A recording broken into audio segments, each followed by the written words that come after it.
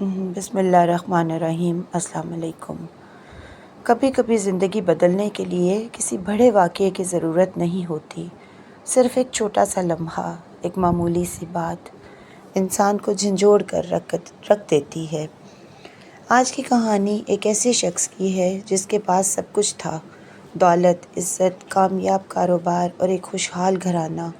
وہ اپنے بچوں سے بے حد محبت کرتا تھا اور دن رات صرف اس لیے کرتا تھا کہ انہیں بہترین زندگی دے سکے۔ مگر ایک دن ایک چھوٹے سے واقعے نے اس کی پوری سوچ بدل دی۔ ایک شہر میں ایک کامیاب تاجر رہتا تھا۔ اس کی بڑی فیکٹری تھی، خوبصورت گھر تھا، پیار کرنے والا خاندان تھا۔ وہ اپنے بچوں سے بہت محبت کرتا تھا اور ہمیشہ یہی سوچتا تھا کہ ان کے لیے زیادہ سے زیادہ کما کر چھوڑے۔ لیکن اس تاجر کو ایک چیز خاص طور پر بہت پسند تھی اور وہ تھے انگور۔ ہر صبح جب وہ اپنی فیکٹری جاتا، راستے میں اگر کہیں تازہ انگور نظر آتے تو وہ ضرور خرید لیتا۔ ایک دن اسے نہایت خوبصورت، تازہ اور میٹھے انگور نظر آئے۔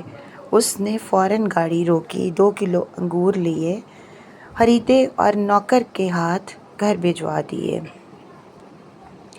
جبکہ خود کام پہ چلا گیا۔ دوپہر کو جب کھانے کے لیے گھر آیا تو دسترخوان سجا ہوا تھا، ہر چیز موجود تھی، مگر انگور کہیں نظر نہ آئے۔ اس نے پوچھا، انگور کہاں ہیں؟ گھر والوں نے بے پرواہی سے جواب دیا، بچوں نے کھا لیے، کچھ ہم نے بھی چکھ لیے۔ یہ ایک معمولی سی بات تھی، مگر اس دن اس کے دل کے اندر کچھ ٹوٹ گیا۔ وہ خاموشی سے اٹھا، اپنے کمرے میں گیا، دروازہ بند کیا اور اکیلا بیٹھ گیا۔ اچانک اس کے دل میں ایک خیال آیا، ایسا خیال جس نے اس کی روح کو ہلا کر رکھ دیا۔ آج میرے اپنے ہی میرے لیے چند انگور نہ بچا سکے، کل اگر میں مر گیا تو اس کی آنکھوں کے سامنے جیسے اندھیرا چھا گیا۔ زندگی تو صرف ایک سانس کا نام ہے، اگر سانس ٹوٹ جائے تو انسان ختم۔ اگر آج میری موت آ جائے تو کیا یہ لوگ میرے لیے دعا کریں گے؟ کیا میری بخشش کے لیے ہاتھ اٹھائیں گے؟ پھر اس کے دل نے خود ہی جواب دیا، نہیں، جو آج میرے لیے چند دانے نہ بچا سکے، وہ کل میرے لیے کیا کریں گے؟ اس کی آنکھوں میں آنسو آ گئے، مگر یہ کمزوری کے نہیں، جاگنے کے آنسو تھے۔ میں ساری زندگی ان کے لیے جمع کرتا رہا اور اپنے لیے کچھ نہیں بھیجا۔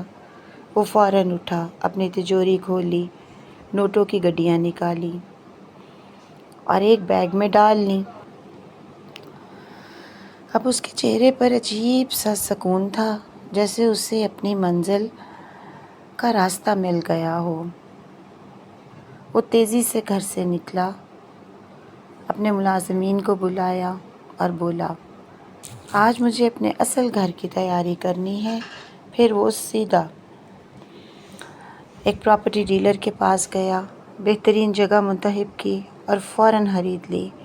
اس کے بعد اس نے انجینئرز اور ٹھیکیدار کو بلایا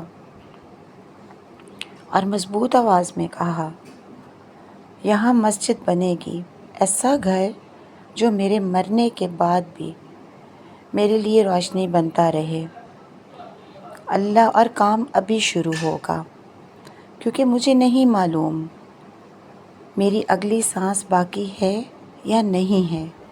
اخلاص کی طاقت نے سب کچھ آسان کر دیا۔ چند ہی گھنٹوں میں وہ کام شروع ہو گیا، جو عام طور پر مہینوں لیتا ہے۔ مغرب کی اذان سے پہلے مسجد کی بنیاد رکھ دی گئی۔ شام کو جب گھر واپس آیا تو اس کے چہرے پر ایک عجیب سا سکون تھا۔ بیوی نے حیرانی سے پوچھا، اب کھانا چھوڑ کر کہاں چلے گئے تھے؟ کیا ہوا تھا آپ کو؟ وہ چند لمحے خاموش رہا، پھر گہری سانس لے کر بولا، آج مجھے ایک ایسی بات کا احساس ہوا ہے جس نے مجھے اندر سے ہلا کر رکھ دیا۔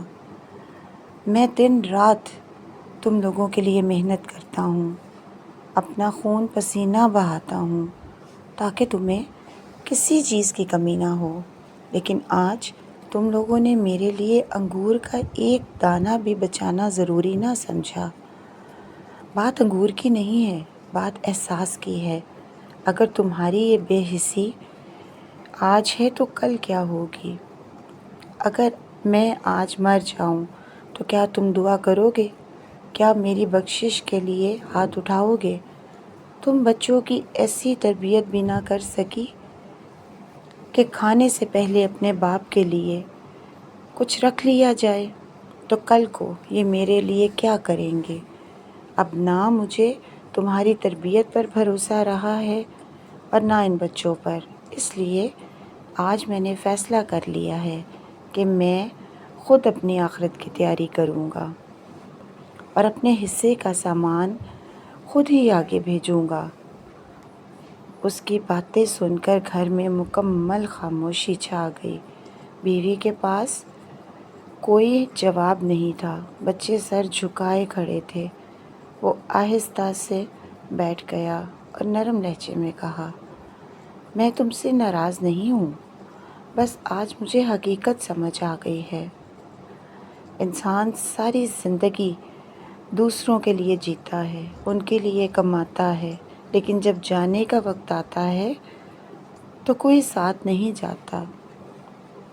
قبر میں نہ یہ گھر جائے گا، نہ یہ دولت، نہ یہ رشتے، وہاں صرف اعمال جائیں گے اور وہی اصل سرمایہ ہوں گے۔ اس کی آنکھوں میں نمی آ گئی۔ آج میں نے اپنے لیے ایک ایسا گھر بنانا شروع کیا ہے جو کبھی ختم نہیں ہوگا، ایک ایسا صدقہ جو میرے مرنے کے بعد بھی میرے لیے روشنی بنتا رہے گا۔ کمرے میں موجود ہر شخص کی آنکھیں نم ہو چکی تھیں۔ وہ اٹھا، اپنے بچوں کے سر پر ہاتھ رکھا اور بولا، ابھی بھی وقت ہے، سیکھ لو، سمجھ لو کہ اصل کامیابی کیا ہے۔ پھر وہ مسکرایا اور اس بار اس کے چہرے پر دنیا نہیں بلکہ آخرت کا سکون تھا۔ کبھی کبھی انگور کا ایک دانہ بھی انسان کو جنت کا راستہ دکھا دیتا ہے اور انسان اپنی آخرت کی تیاری کر لیتا ہے۔ ہمارا اصل گھر تو وہی ہے، ہمیں دنیا کے ساتھ ساتھ آخرت کی بھی فکر ہونی چاہیے۔ اگر آپ کو یہ کہانی اچھی لگی ہو تو اپنی رائے کا اظہار کمنٹ میں ضرور کیجیے گا۔